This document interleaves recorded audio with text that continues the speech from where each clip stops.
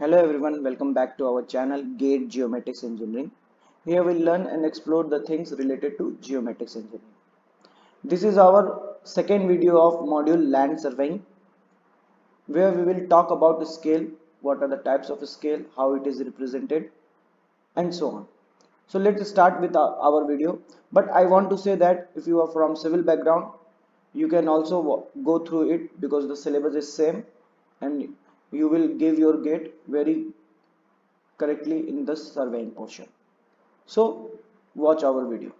So starting our video, scale.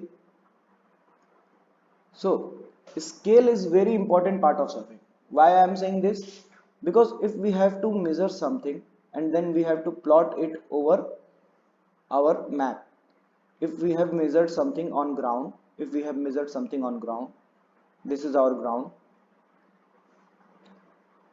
this is our ground, and if we have measured something on ground, this line PQ, for example, it is of 10 meter, then we have to plot it on a map which is very much less in size of ground. In this case, we required scale because the map size is, the paper size is very much small than as compared to ground. So here we need a scale to represent the feature. So here scale itself is defined as a tool or technique to draw ground features on paper, or what we calling it map. The scale is also defined as a ratio. Scale is also defined as a ratio of ground length, of ground feature length, ground feature length over map, ground feature length over map to same ground feature length over ground, same ground feature length over ground, feature length over ground, over ground. So we should understand that if this is 10 meter and here it is represented by, for example, 10 centimeter, then our scale will become this features length on map 10 centimeter by same features of same features length over ground 10 meter. So I will write down 10 meter into centimeter, then our scale becomes 1 upon 100. So try to understand this. The more your scale will be small, the more your scale will be larger. Larger means this value bigger, this value bigger. The more your scale will be larger, the more poor quality of map you will get. For example, understand this: if a scale is of such the if a scale is such a way that it represent 1 centimeter of map represent, for example, 1000 centimeter on ground, 1 centimeter of map will represent 1000 centimeter of ground, means 1000 centimeter means around 10 meter, 10 meter out of the ground. So it can represent 10 meter in 1 centimeter length. But if I am using another map which representing 1 centimeter 200 centimeter on ground, it is using 1 centimeter on map 200 centimeter, so it will show us clear picture of same feature. It will show this feature, for example, this feature is length, original length is 500 centimeter or 600 centimeter. So this feature will be not clearly visible in 1000 centimeter, but it will be clearly visible in 1 centimeter to 200 centimeter map, because here this feature will be represented in 3 centimeter. So in this way, the more smaller is the scale, the more smaller is the scale, the bad will be the map, or the poor coarser will be the map, and the more larger is the scale, the finer will be the map, and the good quality of map will be there. So now moving towards our next part, just and just remember this, that scale is also defined as a ratio. So I am boxing it up. Now moving to our next part, that is how scale is represented. So scale is represented in two ways. First is numerical scale. In numerical scale, it is further represented in two ways. That one is engineering scale. For example, I am writing down 1 centimeter is equal to 200 meter. Here it represents that 1 centimeter over map represent 200 meter over ground. Again, for example, 1 centimeter is equal to 1000 meter. So in this way, if a scale is given, then it is a engineering scale. Also, 1 inch is equal to 12 feet. In this way, it is also unit can be changed. So in this way, also scales can be given. Represented fraction is that a scale is represented in a fraction or ratio. In a previous case, we have seen ratio. In same way, representation fraction is given. For example, 1 centimeter to 200 meter will be represented in a way that 1 centimeter on map, 200 meter on ground. 200 meter on ground, that means 200 into 100.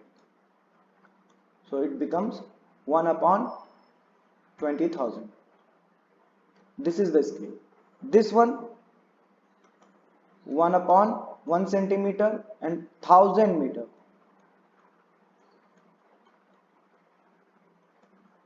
So this become 1 lakh. So again, this one is good. This one is the better scale than this one. So in this way, representative fraction works. It represents the scale in fraction. Now moving towards our next representation way, that is graphical scale. Graphical scale is a pictorial representation of scale. Pictorial representation of scale. So first understand this. If we are having a map, if we are having a map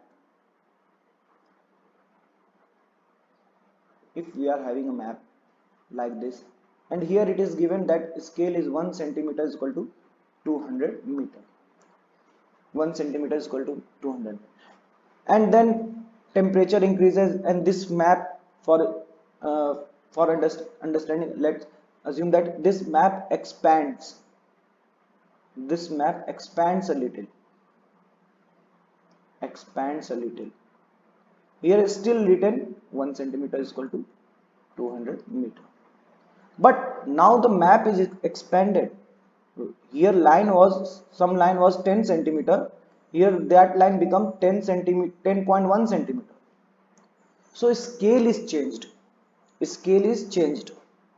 Which we call shrunk scale. Here scale is changed. But here what we are getting, scale is 1 centimeter is equal to 200 meter. So if anyone come and do calculation with help of this scale, his calculation will be wrong. So in graphical scale, what happens? Graphical scale, a pictorial representation of a scale is given over the map. For example, if a map is a graphical scale, having graphical scale, a pictorial representation of a scale will be given up there. Pictorial representation. In this way, a pictorial representation will be given here. People will come measure the length and compare it to here. So if this map shrinks or swells, this scale also shrinks and swells. So in this way, we don't need to find out the new scale and our calculation will be correct. So graphical scale, just keep in mind that it is a pictorial representation of a scale. Pictorial representation of a scale, and it is not affected by shrinkage and swelling of the map. Shrinkage or expansion of the map, it is not affected. It is not affected by shrinkage or swelling of the map. Shrinkage or swelling. of map. I am making this graphical scale here for a good representation.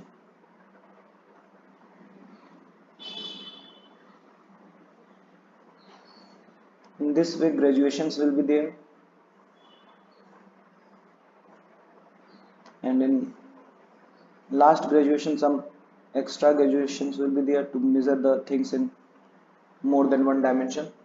One, if we will use this scale, for example here written kilometer, I will measure this line with help of something, and then I will measure this same line here, how much distance it covers. For example, it covers this much distance, that means this line is representing 2 kilometers.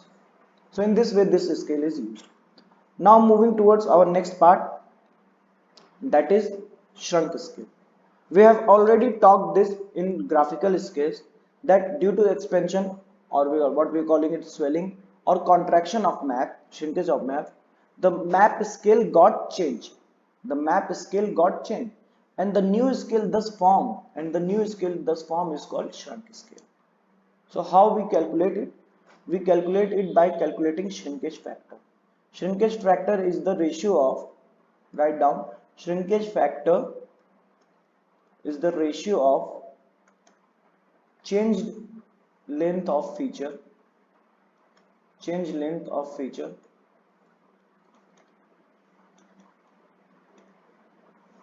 over map, means deformed map. On deformed map, what is the length of feature? Original length of feature, or we can write it length of feature on original map. Length of feature over initial map, not original, initial map, without, if you want to write down, without deformation, but means before deformation or without deformation. So shrinkage factor is this. We will first find out shrinkage factor, and then we will write down that shrunk scale is equal to shrinkage factor into original scale or initial scale, original scale. So this is the way to represent new scale or find out new scale, and this much calculation we don't need to do in graphical scale.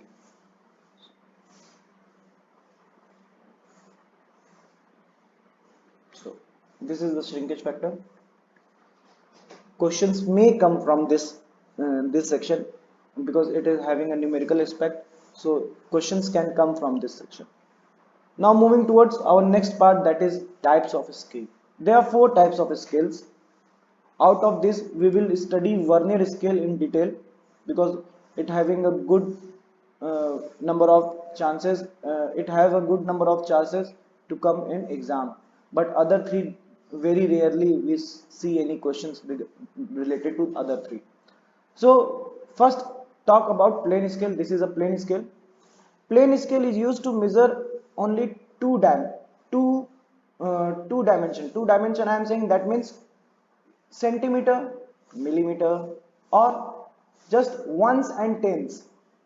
Ones and tens it will measure. For example, if you will see your rule scale which you take into the schools, only centimeter and millimeter graduations is given there, and if on the inch side only inch and feet. So in this way this measures the line, only ones and tens. Next, diagonal scale having some extra graduations in diagonally some extra graduations, and these are able to measure 3 dimensions. 3 dimension means ones, tens and hundreds. These can measure 3 dimension. For example, here it can measure 4.5 4.03 also. Here 4, 3, 2, 1, that it can measure 4.03 also. Means if I am taking this ones, then it is tens and this is hundreds. So in this way this works. We can measure centimeter, millimeter and decimeter also. And next our scale of chords. Scale of chords uses graduation on the basis of angles, and in this way they measure the measurements. So it is not very much important. Now we are moving to our main portion, that is Vernier scale. And Vernier scale is most used scale in the field of surveying. Most used scale. We can also see that for angular measurement we are having Vernier scale.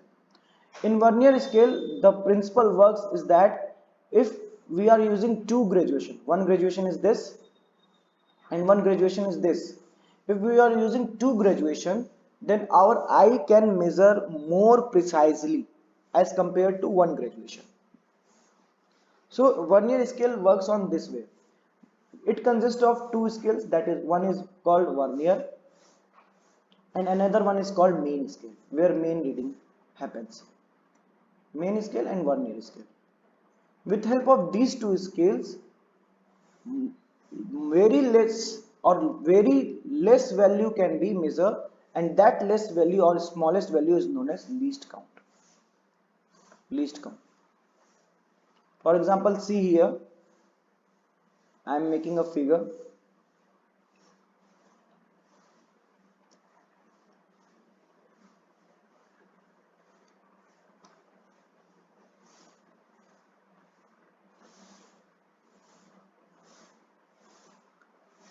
Assume that this portion is our Vernier side and main scale side.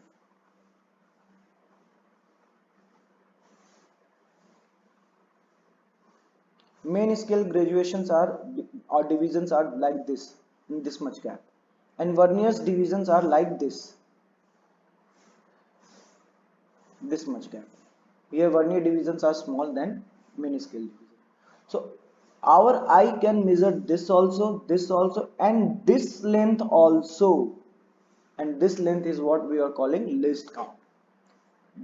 Our eye can measure this length also very precisely. So in this way Vernier scale is useful.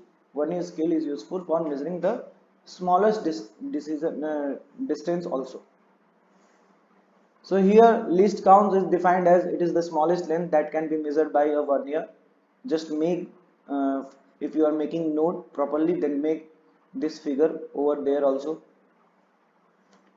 that least count is measured in this way also. So I am making this figure again, just copy that.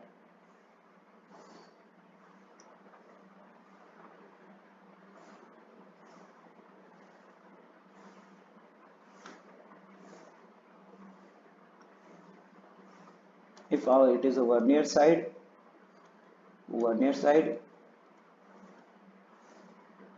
main scale side,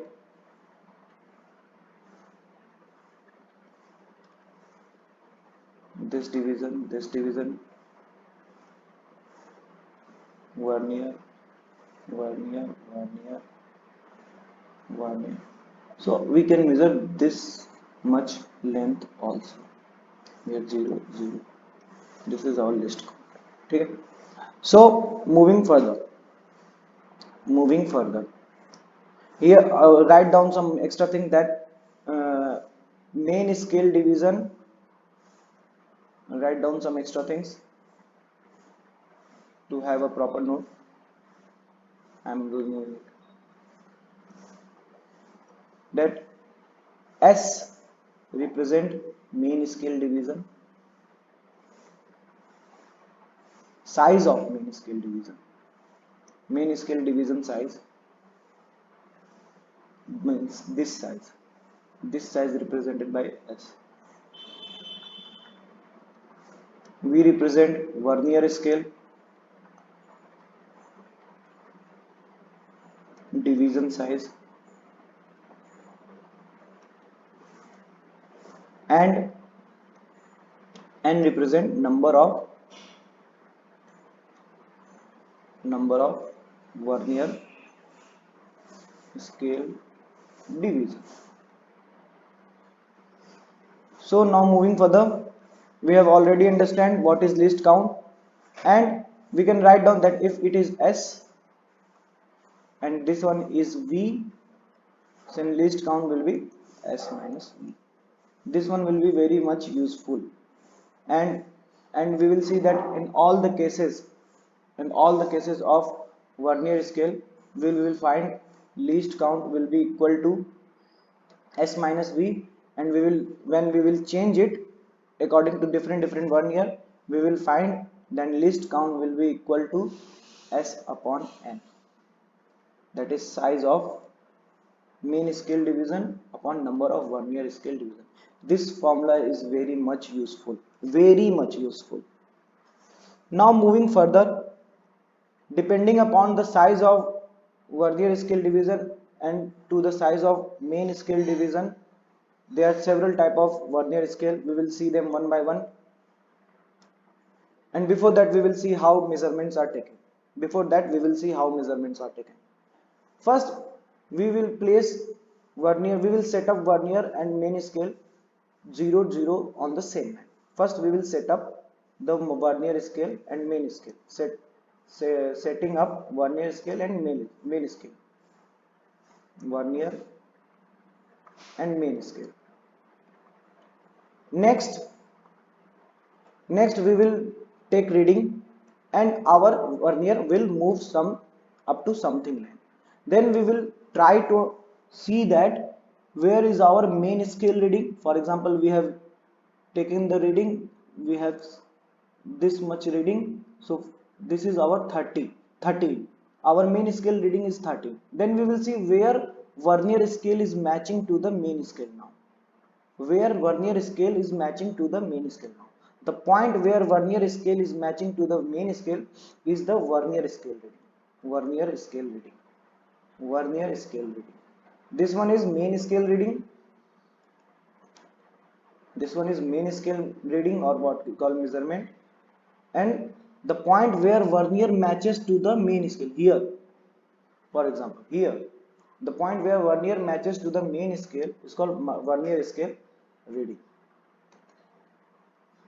Now the calculation will be done like this, that total measurement will be equal to main scale measurement plus Vernier scale measurement, and Vernier scale measurement is equal to least count into Vernier reading, and then total measurement will become main scale measurement plus least count into Vernier reading. This formula is also very much useful.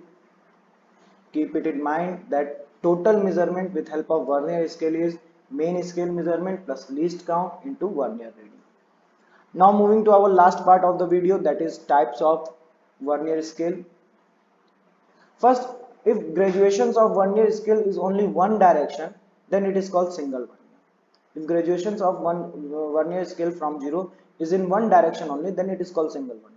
If on the both direction it having graduation, then it is called double Vernier. It is a simple classification. Now moving towards classification on the basis of their divisions, size of divisions. So on the basis of this, there are three types: direct Vernier, retrograde, extended. In direct Vernier, the main scale division size is greater than Vernier scale division. Main scale division size is greater than Vernier scale division. In retrograde Vernier, main scale division size is less than Vernier scale division. And in extended Vernier, main scale and division and Vernier scale division have some relation like this. Here also main scale division is less than Vernier scale division, but twice of the main scale division is greater than Vernier scale division. So here is what we getting this. In all three cases, least count, if we will calculate this, least count will become S upon M in all three cases. I am not going to the calculation part or derivation part because it is not required. Just keep it that like that. In all three cases, we will find least count equal to S upon N. And if you want to calculate, then just calculate by here by S L is equal to S minus V. Also here S minus V or V minus S, it will get negative. Here L 2S minus V, not V, because here 2S is greater than V, it is like that only, extended one. So here in this way you will get list count. So this is all about scale, types of scale, representation of scale. If you like this video, then if you understand all the concept, then like this video, and also subscribe to our channel and share our channel to your friends, and share these videos to those person also who wants to apply in civil engineering. So this is all from my side. If you have any queries, then let us know in the comment box below. Thank you. Have a good day.